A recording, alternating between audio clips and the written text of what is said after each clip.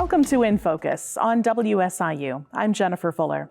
Invasive species can be devastating to local ecology, and many sometimes wonder whether it's easy or even possible to stop the spread. For one example, invasive carp along the Mississippi River and other waterways in Illinois have been devastating for more than a decade. But now some are trying to change how invasive carp are seen and in some cases consumed. We get this story from Benji Jeffords.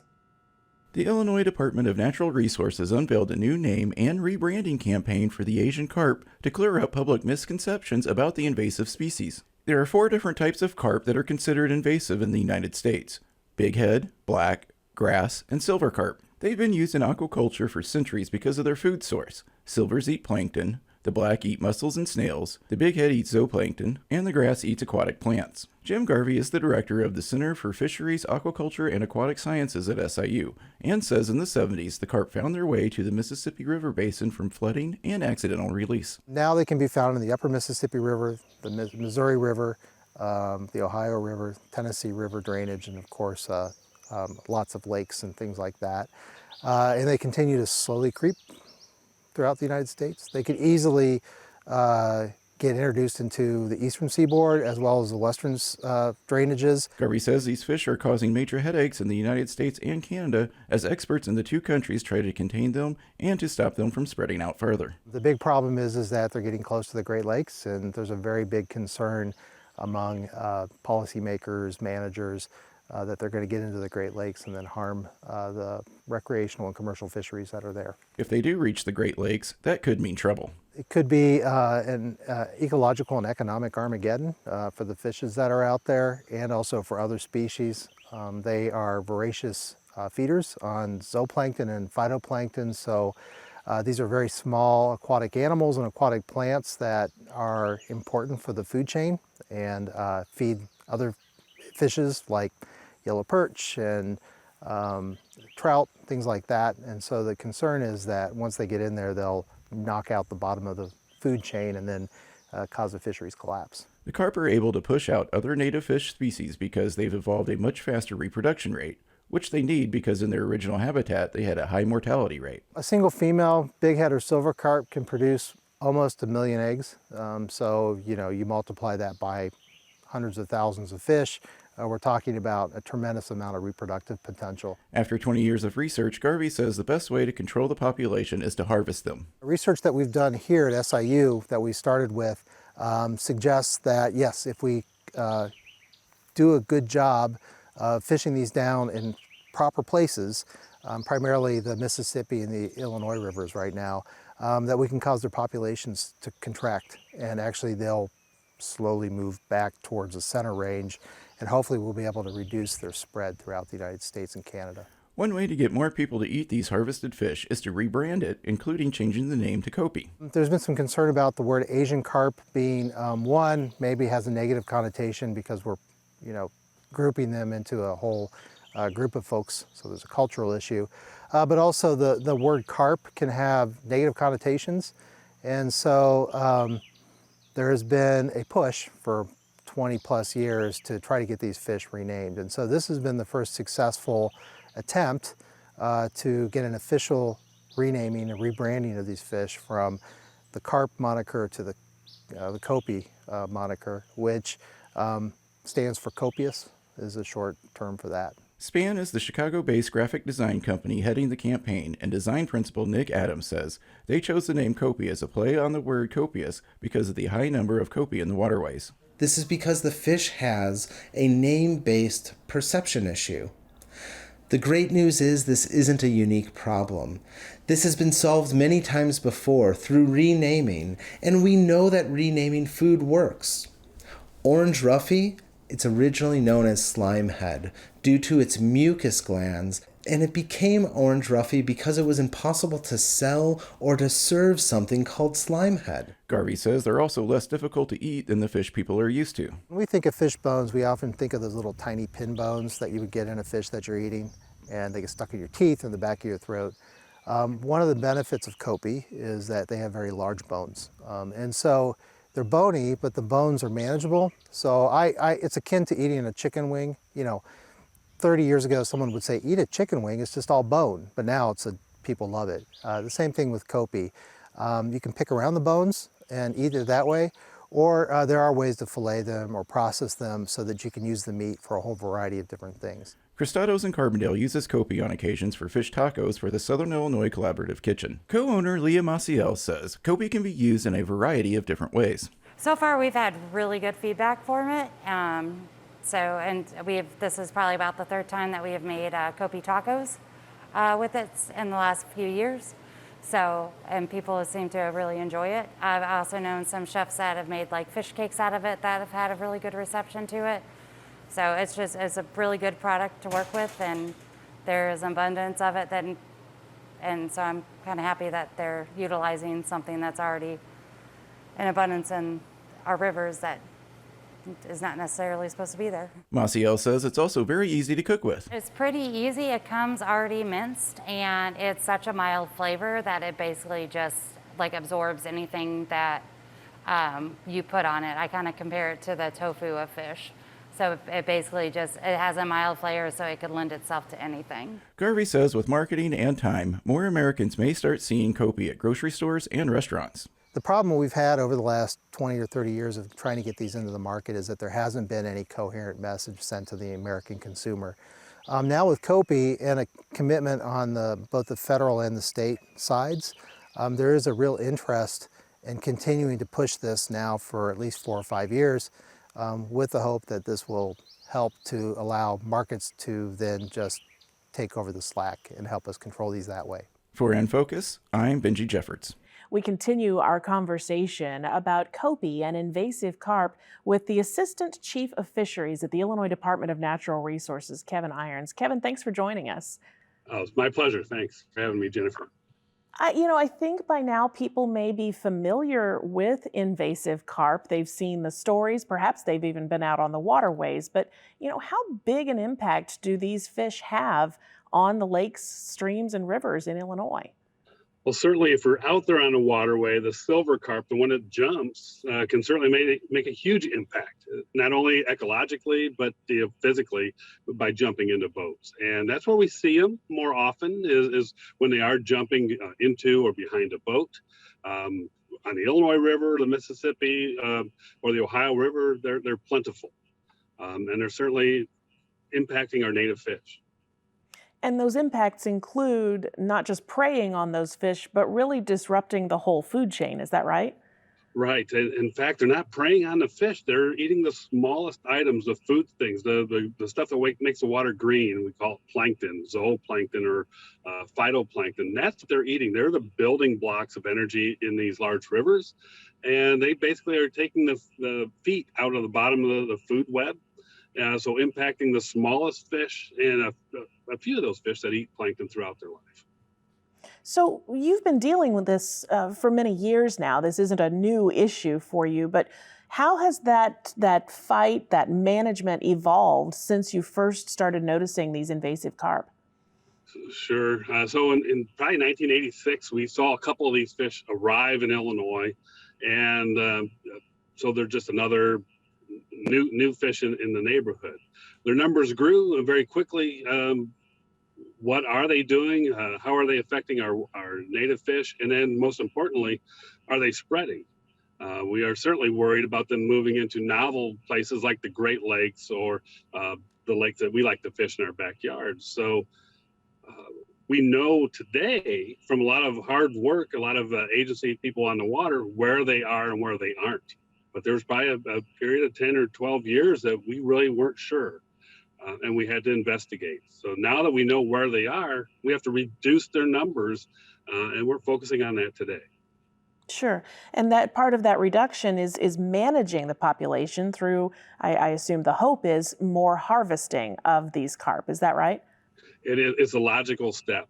We can put deterrents up and we can make sure they don't spread, but really to affect them where they are, we have to think of the biggest tool in the toolbox, and probably commercial harvesting and human consumption will be really pivotal in that.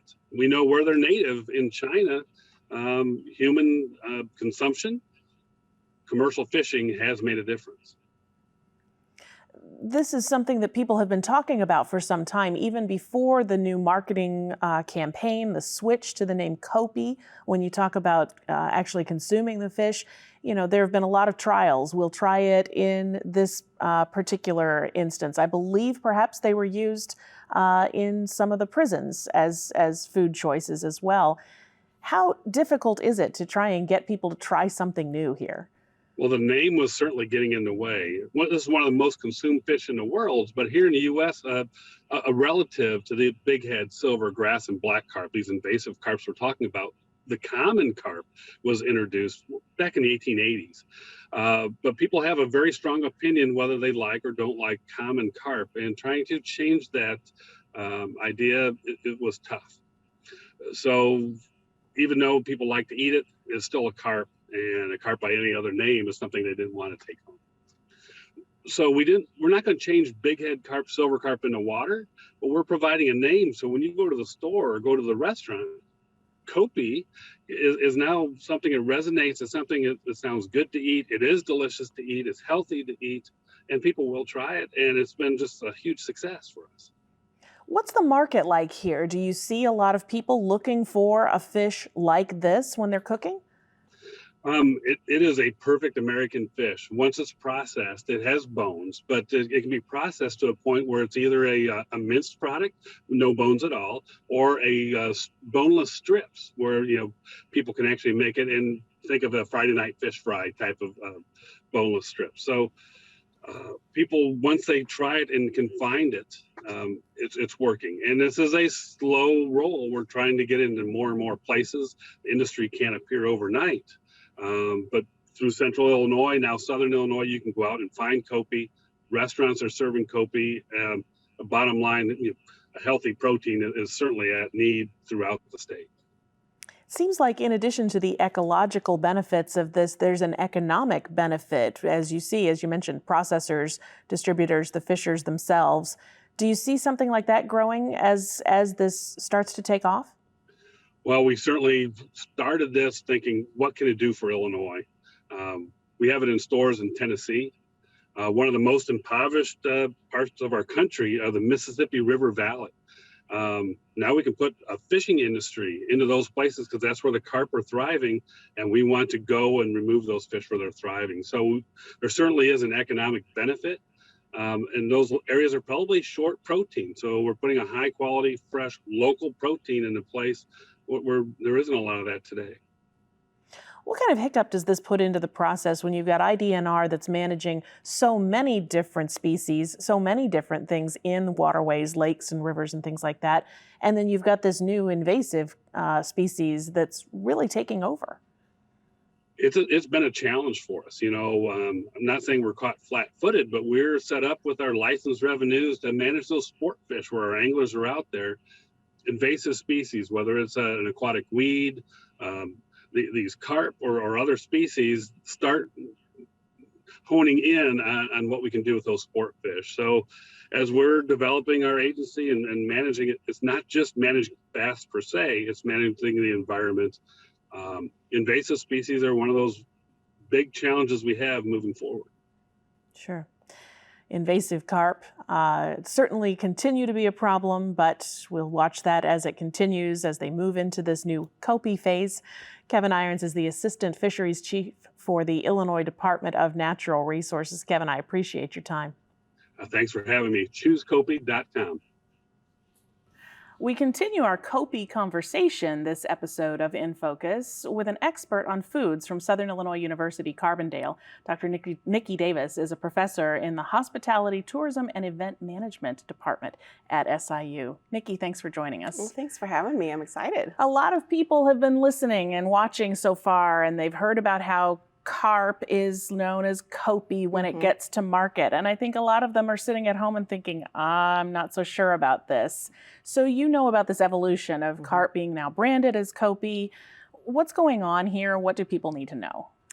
Well, honestly, it's a marketing, positioning, and branding situation for the carp, for the fish itself.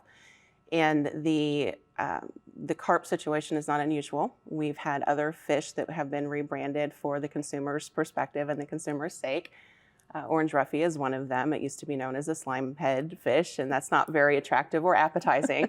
And I think we consider carp in much the same way, and it has a bit of a negative connotation. So the rebranding is in hopes to get people to want to eat it, maybe want to fish it in some cases, and certainly for restaurant chefs to put it on menus, and eventually it will come to market for the home cook. Let's talk about this carp specifically, because some people are familiar with the common carp, and they'll say, it's not the kind of fish for me. It's just not the type of fish that I would normally choose. But these invasive carp that we're now calling Copi, it's a different kind of fish? It's a different fish altogether, and you are right about the common carp. It has an unattractive taste for many. It's a little bit fishy if you're not used to it. And fishermen generally don't like to struggle with it either. Probably not all fishermen are that way. But the Copi carp is a completely different species.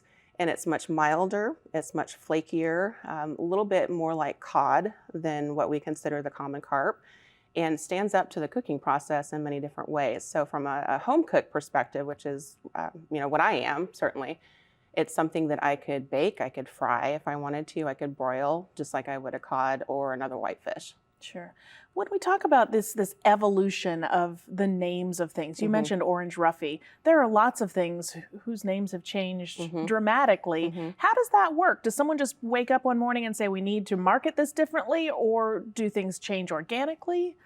Well, in the case for Copi, that's pretty much what happens, certainly. And over time, I think marketing takes its space in how we eat and what we consume and even what we shop for and what we prefer in a lot of cases.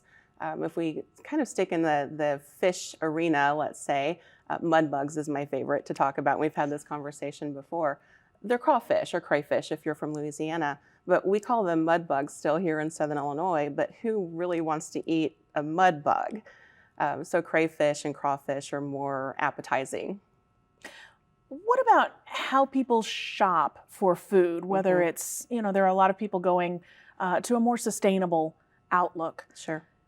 Shopping for fish caught here in Southern Illinois or along the borders here clearly would be much better, much more sustainable than buying something that's frozen and flown in.